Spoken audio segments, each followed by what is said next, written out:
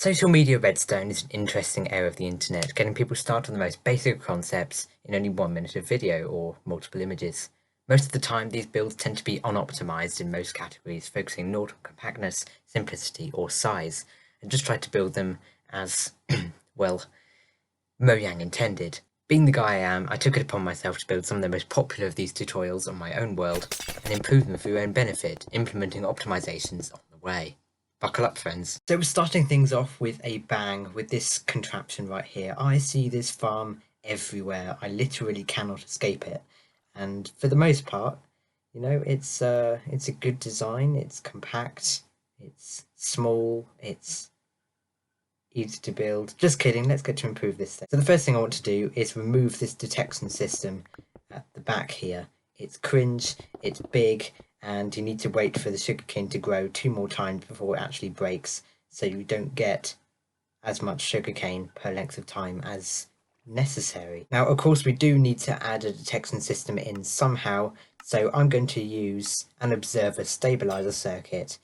Now, this may look a little bit confusing, you know, why is the sand block here? But the simple answer is if I were to just wire this in normally, then as soon as we activate this piston in front of the observer here, it's going to start clocking, because the piston is going to keep updating the observer, it's going to update the piston, which is going to update the observer, and so on. So what we need to do is add this simple circuit here, which is called an observer stabilizer circuit, and all that does is basically make sure that it has a cooldown, which is extremely useful. So I can just run a big redstone line off the top, just like this, and it means that whenever this sugarcane grows to too tall, then it will break whatever sugarcane is also too tall. It is a little bit unfortunate that it only waits for this sugarcane and not all of them, but it's definitely an improvement from the last design. Of course, because we've got redstone dust on top, I need to add a roof in, otherwise the items will, well, hop on top of the pistons when they break. So I'm just going to lower the roof like this, and that's basically it. You could just leave it like this, but one glaring problem is this collection system here. Because of various bugs with pistons and whatever, items are unpredictably going to start flying everywhere, some of which are going to land on the grass and not actually get picked up by the hoppers. Of course, we do still need this water in place to hydrate the dirt that the sugarcane is on, but we can do that at the back and then have like a hopper minecart or something underneath to pick up all of the items. And I've done just that. It's extremely small now, actually, and for the materials that it uses, this is actually relatively fast. So if I just increase the random tick speed to, say, 500, then the sugarcane is going to start growing more quickly, and the hopper minecart is going to move underneath and just dispose of all of the items in this chest. On the normal random tick speed setting, the hopper minecart will be able to keep up doing 1 item each back and forth cycle, but on higher random tick speeds it probably won't. Consider this one improved. I'm going to be honest with you, the first time I saw this on the social media platforms which I was looking on, it got me really interested, because these were the first things which I was really working on as soon as I got into redstone, trying to make them as elaborate as possible. So I feel like I can have a good shot at trying to improve this thing. This is a laser door, so as you can see, when the lever is off, let's try that again, when the lever is off, I can't walk through. It won't allow me through, however hard I try. I can sprint and it will just block me, but if I flick this lever on, then I can walk through. It's such a cool little door, and I don't know why it's not used more frequently, because it's really, really cool. But I've got a video to make, so we're going to have to strip this down right to the bare bones, leaving just the beacons in place. So I've taken everything away from the door, including the redstone, as well as the frame and the colours at the top, and I've just left it basically as bare as it could possibly be. Now, I have a few ideas of what I want to do to improve this thing, including maybe some coloured lights or something that change depending on the status of the door. Now, I have a very good idea of how exactly to do that, but it might take a little bit of effort trying to explain it to you guys. So when the lever is off, I want the colours to be red, but when it's on I want them to be green.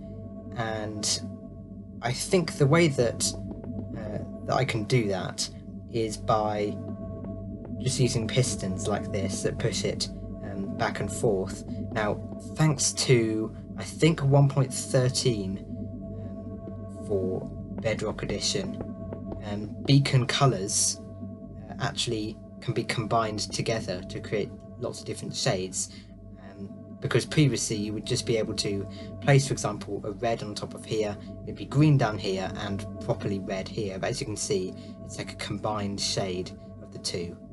It looks really disgusting, but it proves my point. I'm going to just take a redstone line or something across these pistons here, so when we turn our lever on, it's going to push that across.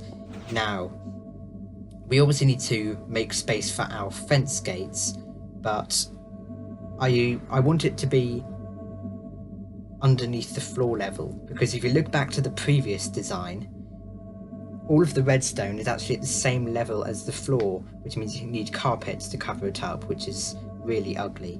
So I want to keep everything underneath the floor, which means I'm going to have to power the fence gates from underneath. So what I'm thinking is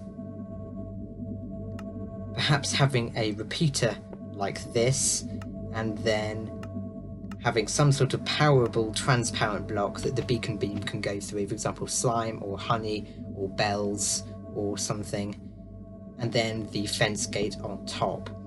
And that way we're able to transmit whatever signal we want over to the other side without intercepting the signal from this fence gate. That sounded a lot more complicated than I intended. I apologise, but I think you get the point. I'm just going to add a bit of delay on that repeater, which means we can then just take a redstone output like this and run it beside all of these pistons. So now what's going to happen is when I flick this lever, it's going to change all of the lights to green, open the fence gates, and power all of these pistons. Of course, extended pistons are immovable, which means it's not going to be able to move back until I deactivate the lever and the fence gate turns off, just like so. That's really cool. That's seriously cool. Okay, and then what we can do is just add more of these slime blocks, more of these blocks here, and more repeaters on top on 3 ticks of delay. And of course I need the fence gates on top of the slime blocks, and there we go. Any moment now the lights should turn green, just like this. The fence gates are open, and then when I unflick the lever, the fence gates close and the lights turn red again. Now I'm gonna put the carpets back on top and dress up the door a little bit so we can see this in all of its glory, which it has a lot of. This is incredible.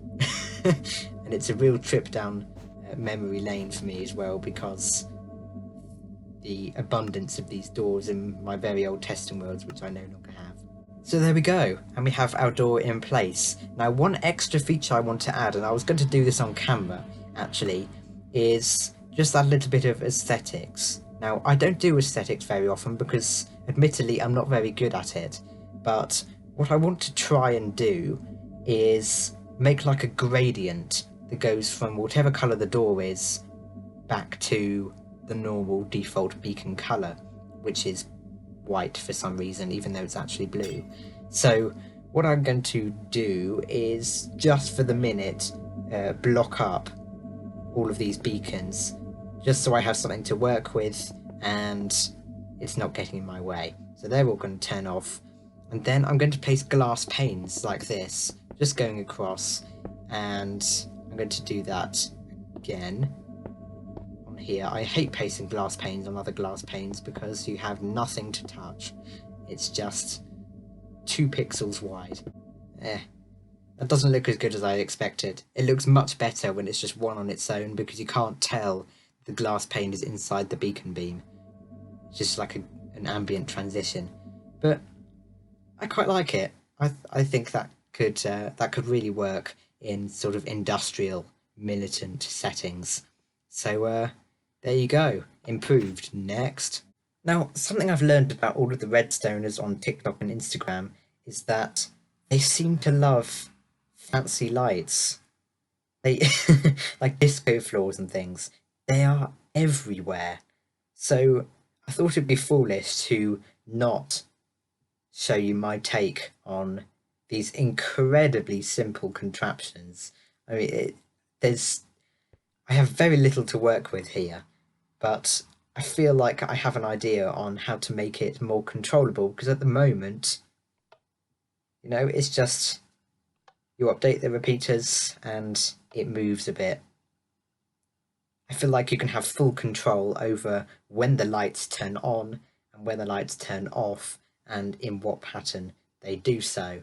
So I'm going to not change a lot, but just remove all of these like this, remove these repeaters here.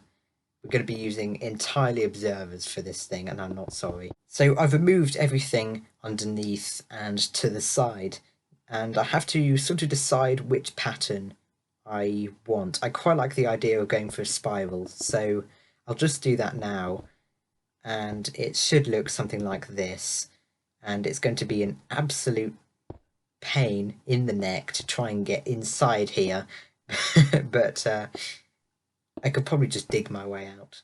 This testing world is really good. You can get it on my Discord server.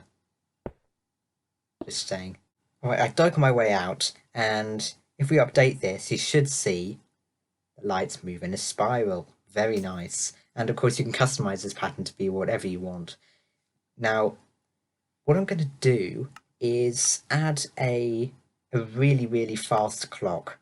I'm going to add a 4 game tick clock just on the side here, and what this should do is update the observers so quickly that the lamps don't have a chance to turn off, because obviously lamps have a delay on the off. So I sort of want to keep it within this footprint, although it really doesn't matter. Oh, I think I did it. That was a lot easier than I anticipated. Oh, it does blink a little bit there. Okay, maybe pistons aren't the answer. So I changed it to a comparator or subtractor pulse extender, not pulse extender, 4 game tick clock, just like this, and it seems to work absolutely perfectly.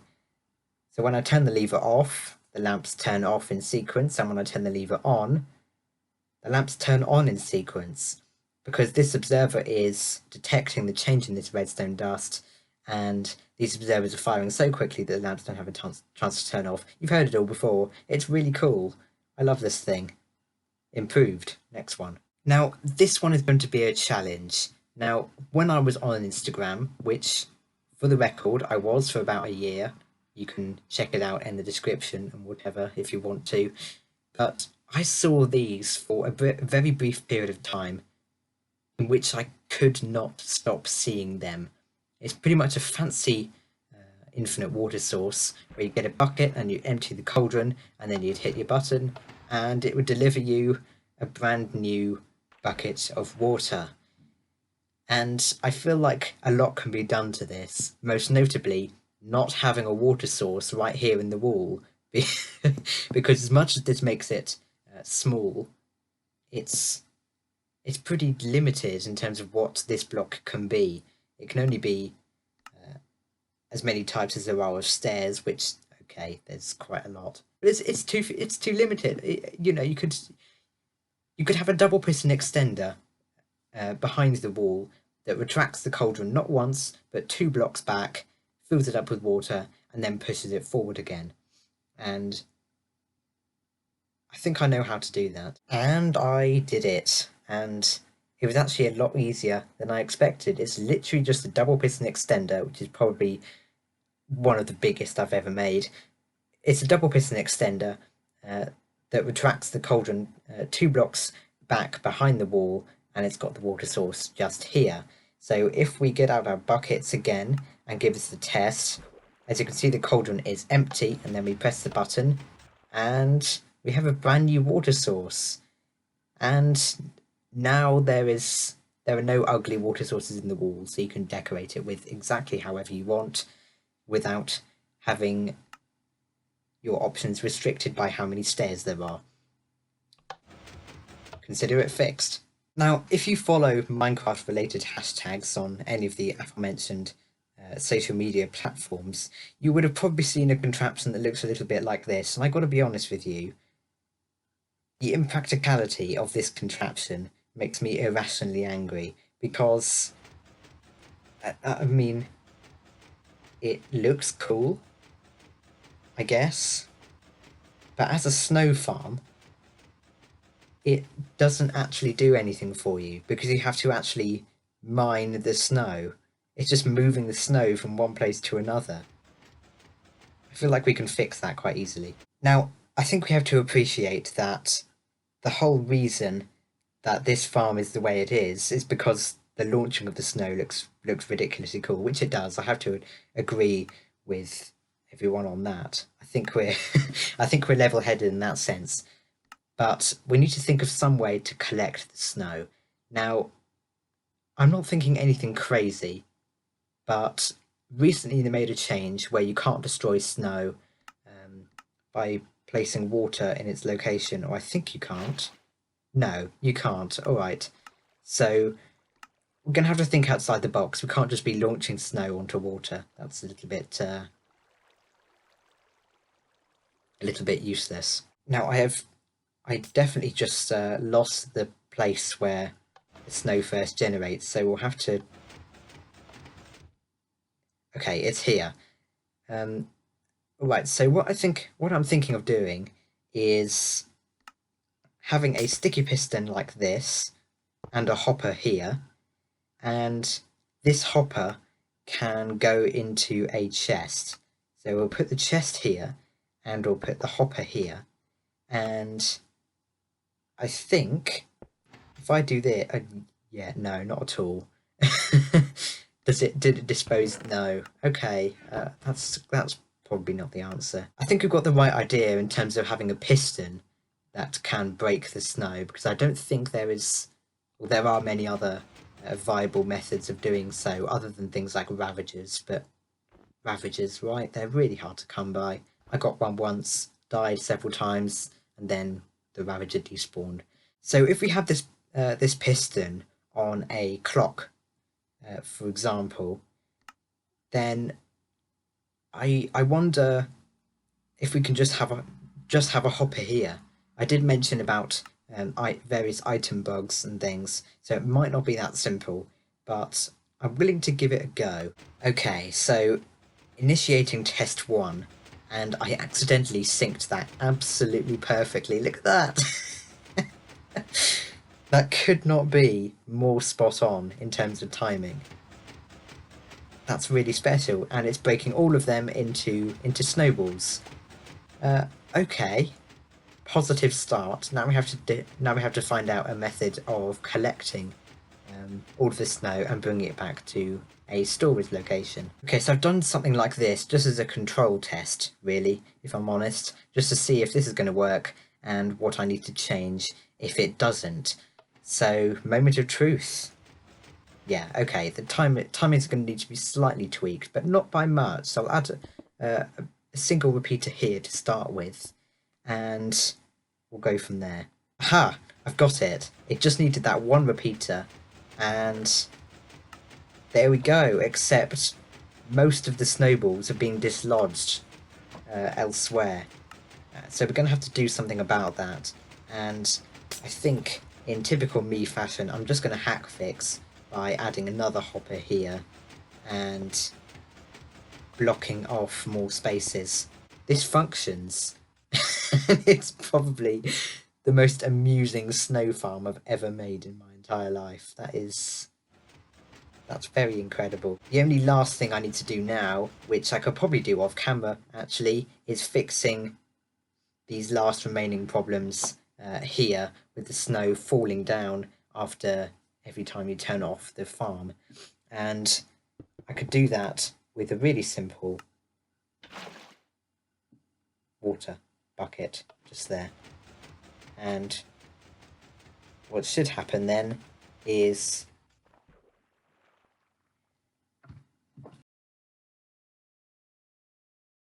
it broke into a snowball.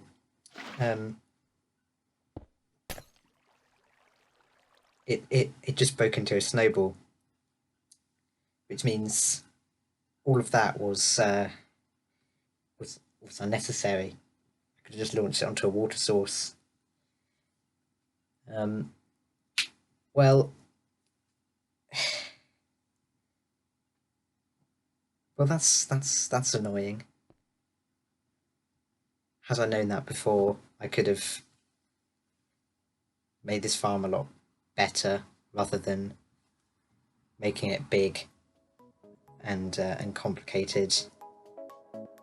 I'm gonna go. I hope you enjoyed the video. I'll see you in the next one, I guess. Bye.